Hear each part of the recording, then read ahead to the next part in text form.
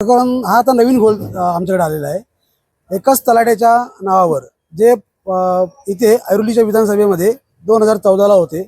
म्हणजे हे प्रकरण आजचं नाही आहे, हे प्रकरण खूप जुनं दिसतंय।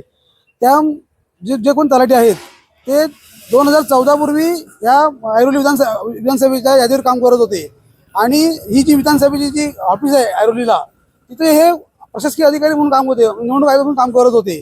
तर सांगायचा घोल असा आहे की एका अधिकाऱ्यांच्या नावावर 288 मतदारांची नोंद होऊच कशी शकते। जर झाली असेल तर ह्याच्यामध्ये काय आर्थिक व्यवहार झालेत का, किंवा ह्यांनी काय ह्याच्यामध्ये ज्या कोणी ह्या माजी नगरसेवकांनी किंवा समाजसेवकांनी जे कोणी ही कामं केलेली आहेत त्यांनी त्यांना काय आर्थिक लाभ पोहोचवला आहे का।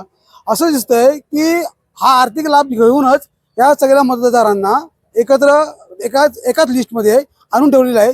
म्हणजे ही जर 288 लोक एकाच वेळेला जर मतदानाला गेली तर तो जो समोरचा जो उमेदवार आहे तो 100% जिंकणार।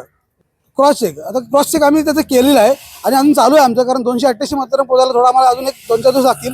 त्याचंही अपडेट आम्ही तुम्हाला वारंवार देऊ, कारण आता आम्ही जेव्हा मी त्यांचे डब्ल्यूआर नंबर टाकून बघितले तर खरोखर ती लोक तिथे राहतात का नाही राहत, तर भरपूरशी लोक तिथे राहत नाही आहेत। हे क्रॉस चेक केलेलं आहे, अजून काही क्रॉस चेक बाकी आहे, ते आम्ही आता लवकरात लवकर तुम्हाला करून देऊ। पण ह्या यादीतला घोल लवकरात लवकर संपला पाहिजे आणि जो सामान्य जो मतदार आहे, जो तरुण मतदार आहे, त्यांची नावं ऍड करणं गरजेचे आहेत। जर ही जर घोलाची नावं असतील किंवा ही जर नावं चुकीची असतील तर ती निवडणूक आयोगानं मतदार यादीतून कायमची काढून टाकली पाहिजेत। हो, आता हा आमचा जो सगळा घोल आहे हे आमचे नवी मुंबईचे जे शहराध्यक्ष आहेत गजानन काळेसाहेब यांच्याकडे तुम्ही पाठवलेलं आहे। तर ते बोलले की आता आपला 1 तारखेचा मोर्चा होऊ दे, त्याच्यानंतर मग आपण ही तक्रार आपण निवडणूक आयोगाला करू। हो, म्हणजे असं थोडंसं माहिती आहे की माजी नगरसेविका होत्या इथल्या, त्यांचे जे पती आहेत समाजसेवक, त्यांच्याकडून हे काम झालेलं आहे असं आमच्या थोडंसं निदर्शनास आलेलं आहे।